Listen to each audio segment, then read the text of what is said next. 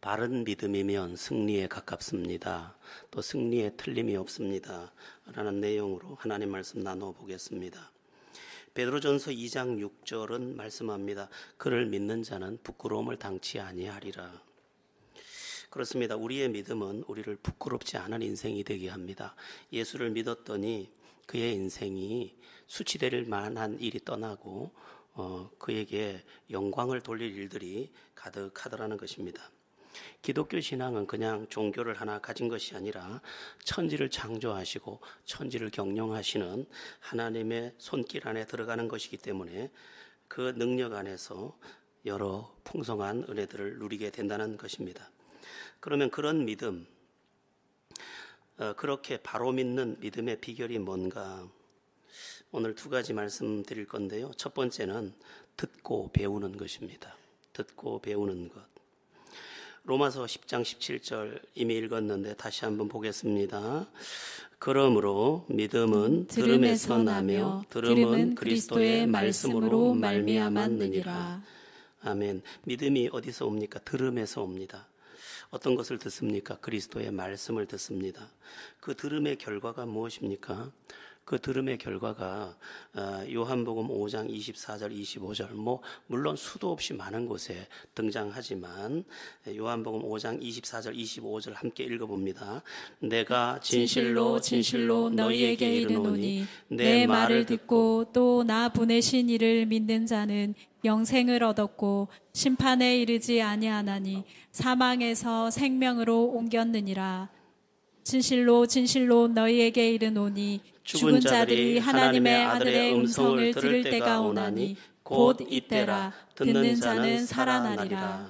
아멘. 들음의 결과가 뭡니까? 사망에서 생명으로 옮겨지고 또 죽은 자가 살아난다, 그렇게 말합니다.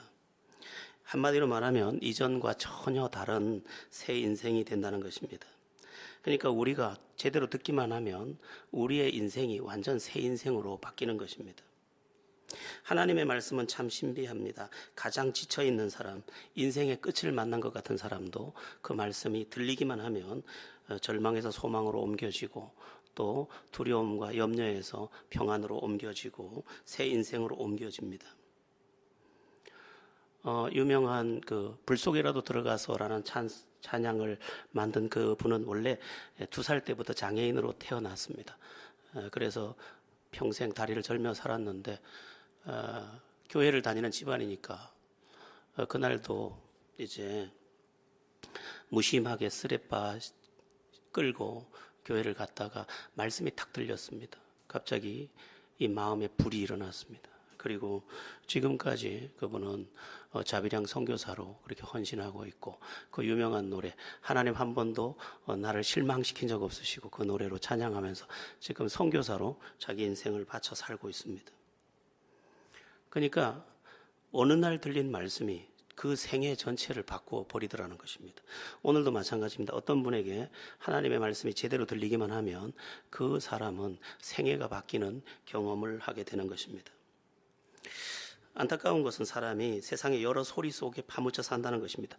증명도 안 된 여러 가지 소문을 듣고 거기에 의지해 있거나 또 검증되지 않은 것에 기대고 그렇게 살아갑니다. 여러분, 세상의 것들은 다 그렇게 대단하지 않습니다. 몇 년 전 베스트셀러가 된 책들도 오늘은 다 시시한 이야기가 되지 않습니까? 그때는 대단하고 세상을 놀라게 했지만 오늘 와서 보니 그건 하나의 이야기, 스토리에 불과하다는 것입니다. 성경은 그렇지 않습니다. 성경은 수천 년이 지났지만 단 한 번도 바뀌지 않았습니다. 시대가 바뀌었으니까 이 내용은 옛날과 맞지 않아서 바꿔야 한다고 바꾼 적이 없고요. 또 이 시대에는 더 추가할 게 있다고 추가한 적도 없고요. 더한 것도 없고 뺀 것도 없고 그 2000년 전이나 3000년 전이나 그때도 그 말씀을 듣고 수많은 사람이 변화되고 지금도 그 말씀을 듣고 변화되고 있으며 새 인생이 태어나고 있습니다. 왜 그렇습니까? 그 말씀은 하나님의 말씀이고 변치 않는 진리의 말씀이고 또 생명의 말씀이기 때문에 그렇습니다. 여러분, 그래서 우리는 이 말씀을 자꾸 들어야 합니다. 세상 소리 너무 많이 듣지 말고 하나님의 말씀을 들으면 듣는 자는 살아나리라 했기 때문에 내 안에서 생명이 살아나게 되어 있다는 것입니다. 현대인들이 잘 듣는 소리 가운데 또 하나의 소리가 있는데 자기 소리입니다.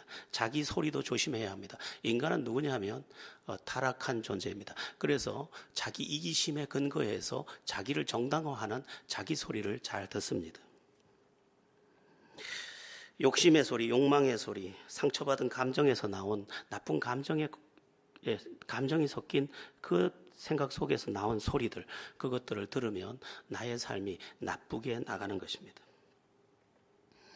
우리는 아무런 부작용도 없거니와 내 인생을 바꿀 하나님의 말씀을 귀 기울여 듣고 집중해야 합니다. 구약성경 신명기 6장에 보면 이스라엘아 들으라 이렇게 되어 있습니다. 쉐마 이스라엘. 들으라 들으라 들으라를 굉장히 강조하고 있습니다.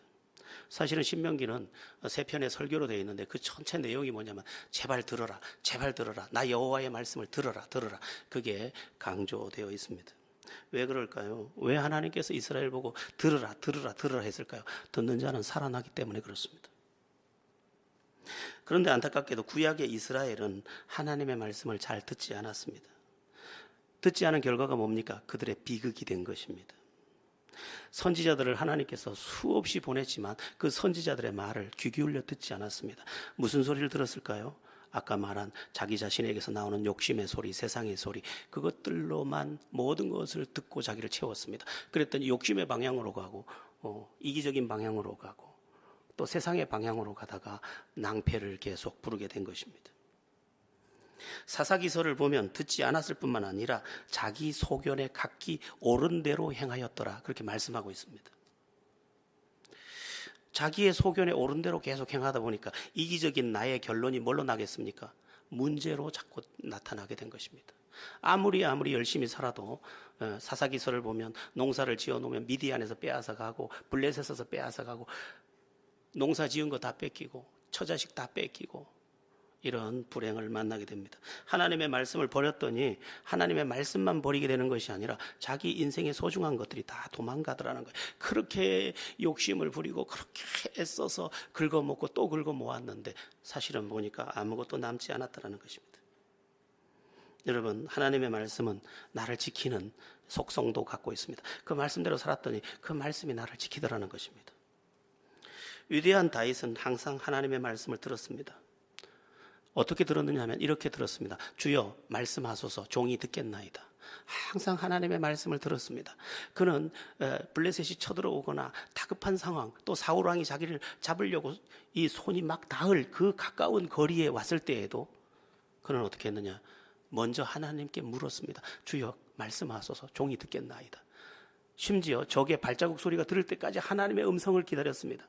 옆에서 참모들이 이야기했습니다. 지금은 하나님의 음성을 들을 때가 아니고 빨리 도망가야 된다니까요. 아니야. 에봇을 가져와라. 에봇은 하나님의 음성을 듣는 판결의 옷입니다. 그 옷을 입고 걸치고 주여 말씀하소서 종이 듣겠나이다. 그리고 듣고 움직였더니 수없이 평생을 젊은 날을 사울왕에게 쫓기고 또 쫓겼지만 신비하게도 하나님은 그때 그를 쫓기는 것처럼 보이게 했지만 그를 만들고 계셨고 만들어서 이스라엘 가운데 가장 위대한 왕이 되게 하고 예수 그리스도의 족보에 들어가게 하고 예수 그리스도의 오실 그때까지 왕의 족보를 이어서 영원한 왕이 되셨습니다.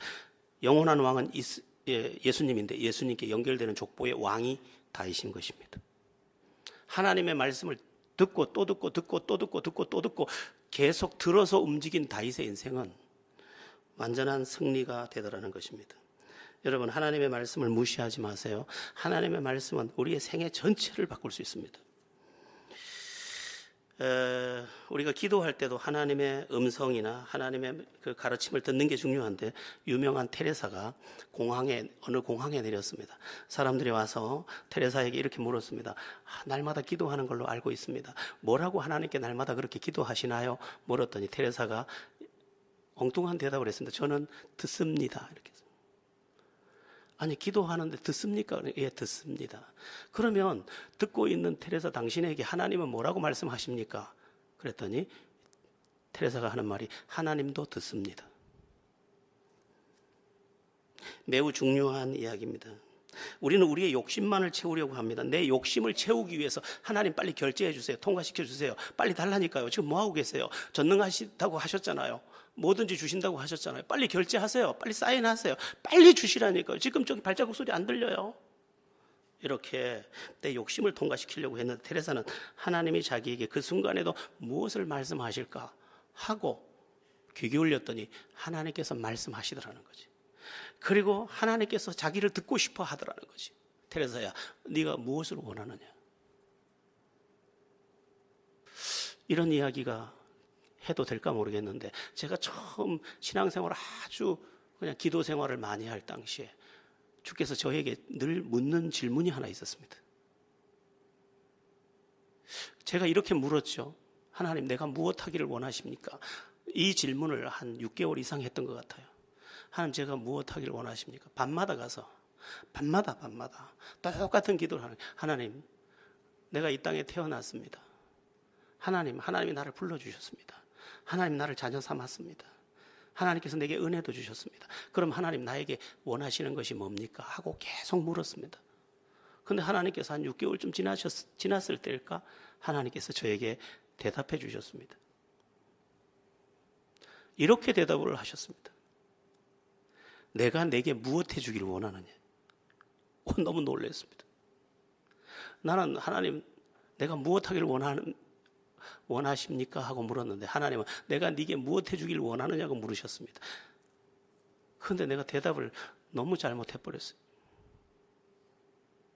그때 순교자들의 책을 너무 많이 읽고 그럴 때라서 내가 주를 위해 죽기를 원하나이다 이렇게 해버렸네. 아마 제가 죽을 겁니다. 이제 틀림없이.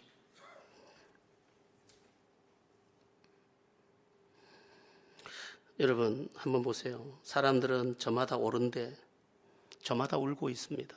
저마다 오른데 저마다 외롭습니다. 저마다 오른데 저마다 슬픕니다. 이게 바르게 가고 있는 것이겠습니까?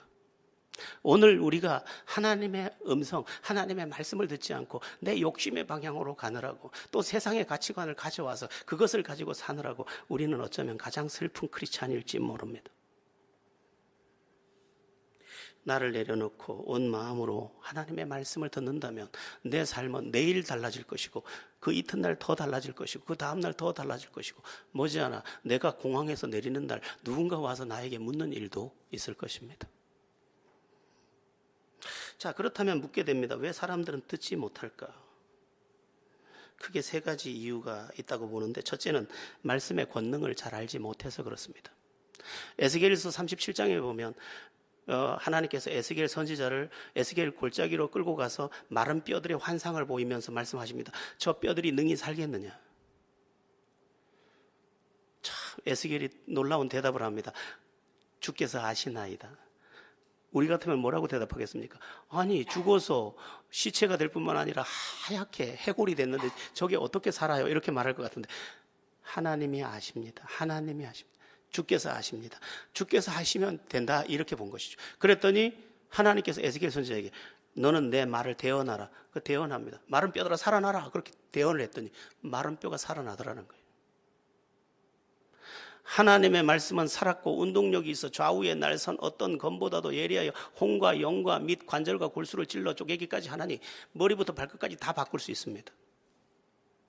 우리가 하나님의 사람이 되려는 마음에 진심이 없어서 문제이지 또 하나님의 말씀을 내가 제대로 받지 않아서 문제이지 제대로만 받는다고 하면 내 인생은 머리부터 발끝까지 다 바꿔질 것입니다.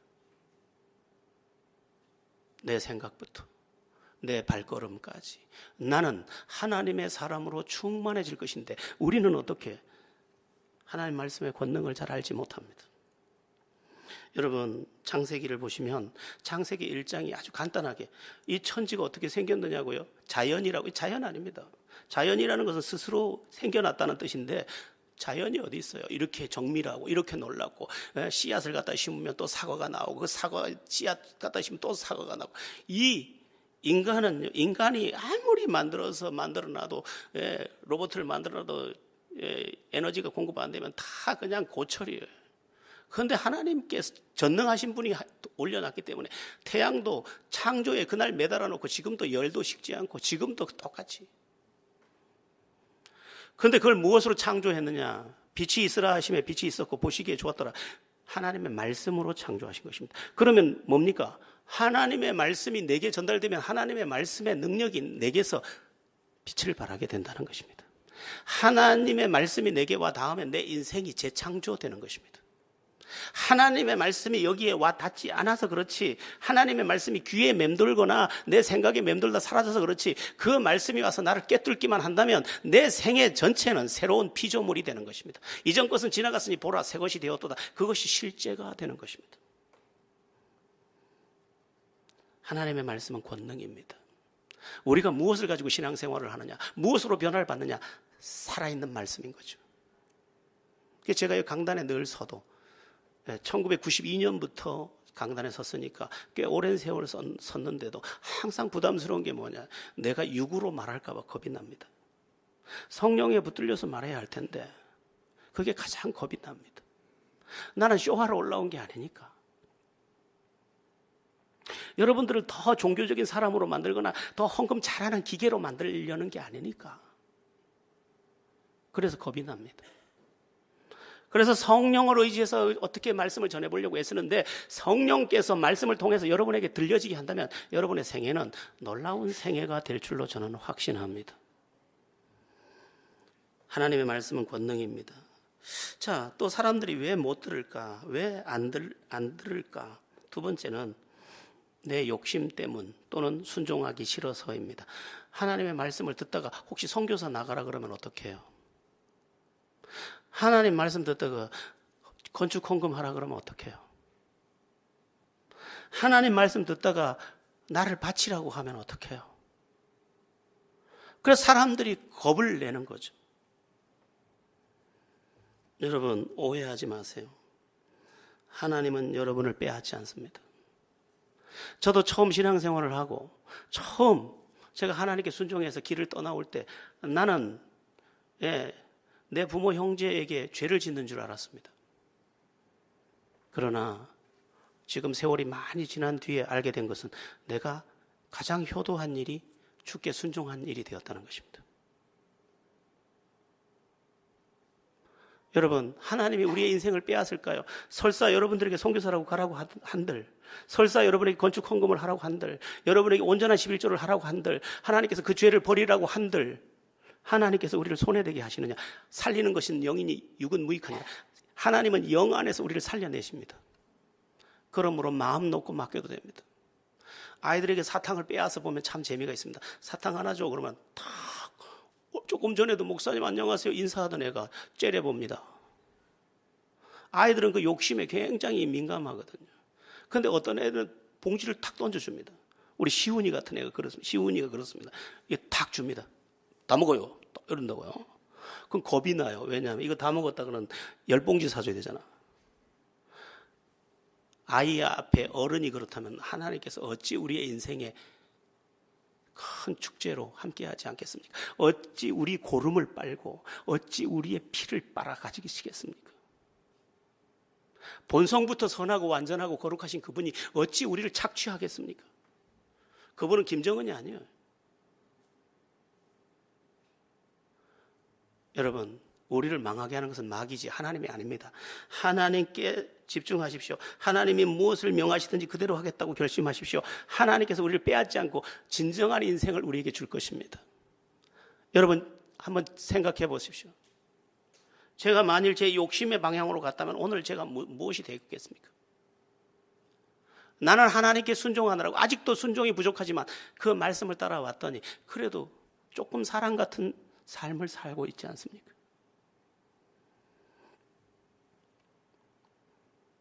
중요한 사실 한 가지가 있는데 그게 뭐냐면 내가 하나님의 말씀을 듣지 아니하므로 이제 더 이상 하나님께서 말씀하지 않는다는 겁니다. 아들을 보고 계속 말했는데 아들이 계속 안 들으면 엄마가 말을 멈춥니다. 마찬가지로 우리가 하나님의 음성을 계속 거절하면 하나님의 음성이 내게 들리지 않습니다. 왜냐하면 하나님이 영적인 상처를 받으셨기 때문입니다. 우리가 얼마나 거역했는지 모릅니다. 여러분, 엘리 제사장 시대에 사무엘상 1장에 보면 엘리 제사장 시대에 하나님의 음성이 하나도 없었습니다. 왜 없었느냐? 엘리 제사장이 먹고 사는 것과 자식 챙기는 것에 자기 생애를 다 허비했거든요. 하나님의 음성을 들어본 적이 없어요. 그래서 영적으로 암흑 시대가 엘리 제사장 시대. 결국은 어떻게 됩니까?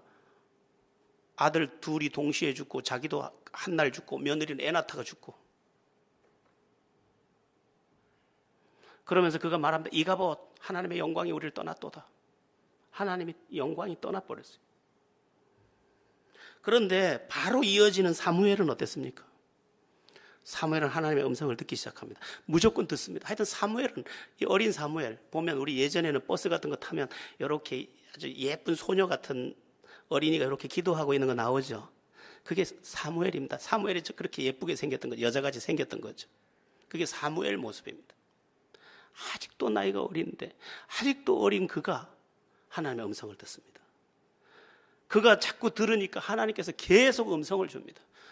그래서 어떤 일이 벌어집니까?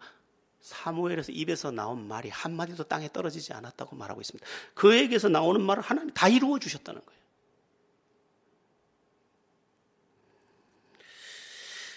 듣는 자는 살아날 뿐만 아니라 하나님께서 계속 말씀해 주시는 은혜를 누리게 됩니다. 여러분, 예배 시간에도 와서 하나님의 음성이 들리기 시작하면 계속 나에게 들려오는 것입니다. 그 들려오는 것은 나를 계속 살려내는 것입니다. 사도 바울을 보십시오. 주님의 음성을 듣고 순종했더니 하나님께서 계속 가르쳐 줍니다. 오늘 밤 너와 함께 있을 것이다. 뭐 다 말합니다. 예, 배 타고 가다가 유라굴로라는 광풍을 만났는데 두려워하지 말라고 해라. 이들을 다 구원할 거고 피해를 보는 것은 배뿐이 없을 것이다. 정확하게 말씀해 정확하게 말했고 그 다음날 정확하게 그대로다. 우리가 하나님의 말씀을 듣지 않고 세속의 소리, 저 사람의 소리, 감정의 소리, 내 안에 올라오는 쓴소리 다 듣다 보니까 우리가 이렇게 엉망진창이 된 것이지, 하나님의 사람은 본래 다릅니다. 여러분 모두 하나님의 말씀을 더 귀 기울여 듣는 중에 생명이 그리고 능력이 임하는 것을 경험하게 되기를 축원합니다. 듣지 못하는 세 번째 이유도 있는데 마귀가 듣지 못하게 하기 때문입니다. 우리 고린도 후서 4장 4절을 보겠습니다. 고린도 후서 4장 4절입니다. 시작. 그 중에 이 세상의 신이 믿지 아니하는 자들의 마음을 혼미하게 하여 그리스도의 영광의 복음의 광채가 비치지 못하게 함이니 그리스도는 하나님의 형상이니라. 예수 못 믿도록 회방하는 회방자가 있다는 거예요. 그 회방자 때문에 못 듣는다는 거예요. 여러분, 졸리는 게 그냥 졸리는 게 아니에요. 옆 사람이 괜히 나한테 회방이 되는 것도 아니에요. 마귀가 회방하는 거예요. 그래서 예배할 때는 딱 집중해야 되는 거예요. 하나님의 말씀을 들리게 해야 하는 거예요. 제가 밉습니까? 밉게도 합니다. 마귀가 회방하는 거죠. 메신저가 밉게 하면 안 들리거든요. 별의별 것을 가지고 다 회방할 수 있습니다. 마귀는 어젯밤에 피곤한 일 때문에, 어젯밤에 부인과 싸운 일 때문에 그게 커튼이 돼서 다 가려버리는 거죠.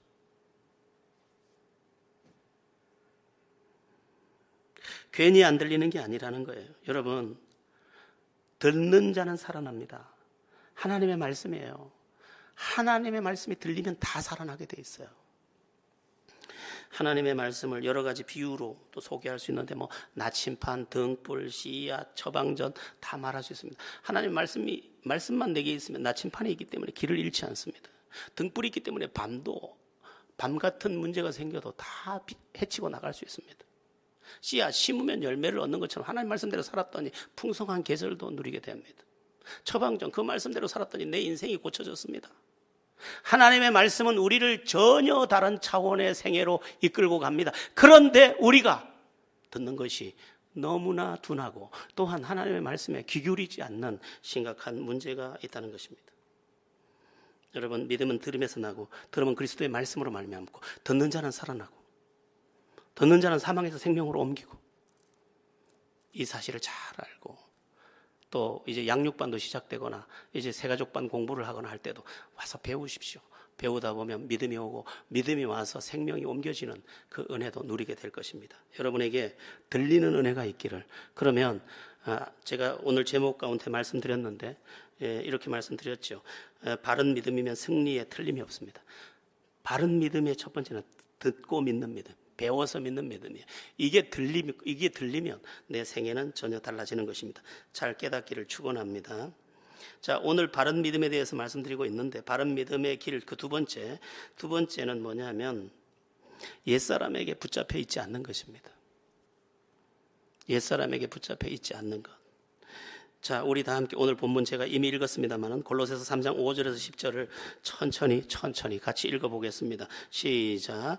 그러므로 땅에 있는 지체를 죽이라. 곧 음란과 부정과 사욕과 악한 정욕과 탐심이니 탐심은 우상 숭배니라. 이것들로 말미암아 하나님의 진노가 임하느니라. 너희도 전에 그 가운데 살 때에는 그 가운데서 행하였으나 이제는 너희가 이 모든 것을 벗어버리라. 곧 분함과 노여움과 악의와 비방과 너희 입에 부끄러운 말이라. 너희가 서로 거짓말을 하지 말라. 옛 사람과 그 행위를 벗어버리고 새 사람을 입었으니 이는 자기를 창조하신 이의 형상을 따라 지식에까지 새롭게 하심을 입은 자니라. 아멘. 어떤 사람이 예수님을 믿으면서도 승리에 이르지 못하는 문제, 그 중에 핵심적인 문제가 뭐냐? 잘못된 것에 여전히 붙잡혀 있다는 것입니다. 오늘 본문에 여러 가지 내용이 나오는데 음란, 부정, 사욕, 악한 정욕, 탐심, 분함, 노여움, 악의, 비방, 부끄러운 말, 거짓말 이렇게 나와 있습니다. 예수님을 믿으면서도 옛사람의 것에서 벗어나지 않고 도리어 그것에 끌려가면서 살고 있다는 것입니다.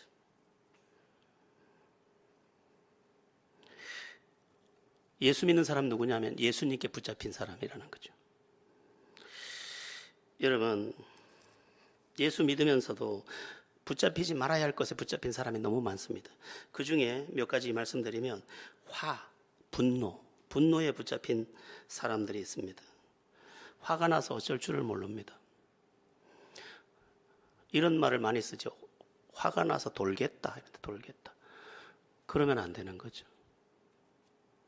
야고보서 1장 20절은 제가 평생의 말씀으로 제 마음에 붙잡고 있는데 이런 말씀입니다. 사람의 성내는 것이 하나님의 의를 이루지 못하느니라. 화가 그 사람을 이끌고 가면 그는 하나님의 뜻에 이르지 못한다는 것입니다. 화를 길길이 내면서 화에 이끌려가면 너는 영적으로 실패한다는 것입니다. 화가 날 수도 있습니다. 이영자는 하루에 3번 화가 난다대요. 아침, 점심, 저녁 먹을 때마다. 마음껏 먹고 싶은데 그래서 그런 건지 그냥 웃자고 하는 말인지도 모르죠. 누구나 화는 납니다. 그러나 성경은 뭐라고 말씀하냐? 해가 지도록 분을 품지 말며 다음 날까지 씩씩거리지 말라 이 말이에요. 특히 화를 내면 성령이 위축을 당합니다. 내 안에 성령이 위축을 받고 성령의 역사가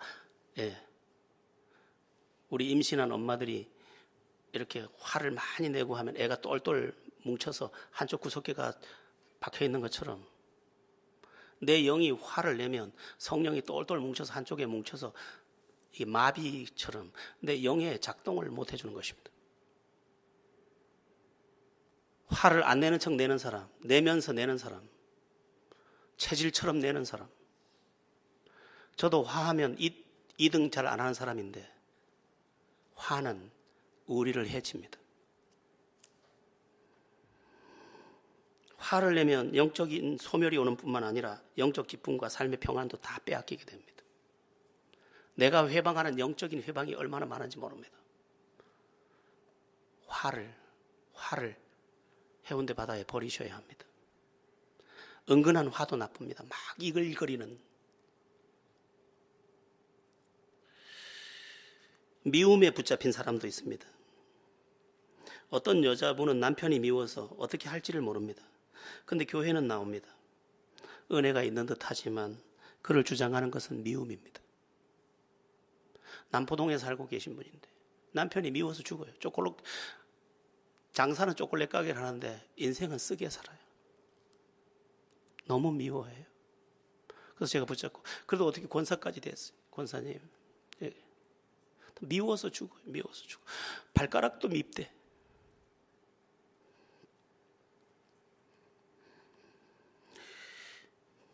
예수님에게 붙잡히면 분노도 떠나고 미움도 떠나는데 그 미움에 어쩔 줄을 몰라가지고 내 안에 있는 은혜의 근거를 싹 드러내버리는 거죠. 어떻게 보면 사람들은 다 가엾잖아요. 아내도 가엾고 남편도 가엾고 부모님도 가엾고 다 안아줘야 될 대상들이잖아요. 미워하지 말고 사랑하고 축복하시기를 축원합니다. 상처받은 옛사람의 매인 사람도 있습니다. 아버지 또는 남편에게 상처를 받았는데 그거에 비추어서 하나님을 헤아립니다. 그리고 목회자를 헤아립니다. 그리고는 실족을 합니다. 자기 생각에는 자기가 옳지만 은혜는 없습니다. 그러니까 상처받은 옛사람, 이 상처받은 옛사람이 무섭습니다. 상처받은 옛사람, 여러분 제가 어릴 때 여기 태권도, 이래봐도 태권도를 조금 했어요. 선수도 나가봤어요. 지금은 몸이 이래서 뜨질 않지만 고등학교 3학년 때는 태권도 선수로도 조금 뛰었습니다. 그때는 뭐 몸도 가볍고, 그런데 백을 차다가 이렇게 회전을 하고 뛰다가 이렇게 접질렸어요. 이렇게 팔을. 그때 인대가 늘어나서 퉁퉁 붓는데 지금도 이렇게 팔굽혀 펴기를 못합니다. 여기가 아파서. 매달리는 건 되는데. 고등학교 3학년 때면 언제입니까 벌써. 그러니까 평생을 그렇게. 우리의 영혼은 더 민감하기 때문에 내가 받았던 옛 상처가 나를 평생 찌를 수 있습니다. 그럼 어떻게 됩니까? 예수께 붙들려서 이걸 처리해야 됩니다. 한번 따라해 보겠습니다. 과거와 화해하라. 과거와 제발 악수하십시오. 과거의 상처 가지고 당신도 괴롭히고 남도 괴롭히지 말고 은혜도 회방하는 우리가 되지 말고 과거와 화해하고 이제 주님을 그냥 받아들이고 주님께 완전히 붙잡혀 버리십시오. 여러분의 생애는 그날부터 평안이 될 것입니다. 우울함에 붙잡힌 사람도 있습니다. 예수께 붙잡혀서 은혜 안에 살아야 되는데 우울함에 붙잡혀 있다 보니까 우울함이 나를 불행으로 사정없이 끌고 가는 겁니다. 자, 이해도 한편 됩니다. 오랫동안 우울증을 앓았기 때문에 놓기가 어렵습니다. 그런데 이 우울증의 상태에서도 우리가 잘 알아야 하는 게 있습니다. 자기 연민의 끈을 붙잡으면 우울증에서 못 벗어납니다. 누가 볼 때 더 슬퍼 보이려고 하면 못 벗어납니다. 남편이 들어올 때 더 힘 빠진 모습을 하면 못 벗어납니다. 내 연민을 바라보지 않고 주님을 강하게 붙잡고 주님이 나를 붙잡기만 하면 내가 건져지기 시작합니다. 19세기 초에 복음 전도자이고 목사인 윌버 체프만이라는 사람이 이런 말을 했는데 굉장히 의미심장합니다. 배가 가라앉는 이유는 배가 물속에 있기 때문이 아니라 물이 배 안에 들어왔기 때문이다. 우리가 배는 물속에 있어야죠. 그런데 배가 가라앉는 이유는 배가 물속에 있기 때문이 아니라 물이 배 안에 들어왔기 때문에. 이 세상은 험하고 우울할 일도 많고 화날 일도 많지만 내가 침몰하는 것은 내가 그런 세상에 있기 때문이 아니라 그것들이 내 배를 가득 채워서 나를 침몰시키고 있다는 것입니다. 여러분, 예수께 붙잡혀야 합니다. 옛사람의 끈을 하나씩 끊으십시오. 그러면 인간은 상처를 즐기는 속성도 갖고 있고 우울함도 즐기는 속성이 있고 죄도 심지어 즐기는 속성을 갖고 있습니다. 그래서 그냥 두면 이놈이 끌고 갑니다. 저는 어떤 사람을 보면서 그런 생각을 가끔 합니다. 저 사람은 슬퍼야 사는가 보다.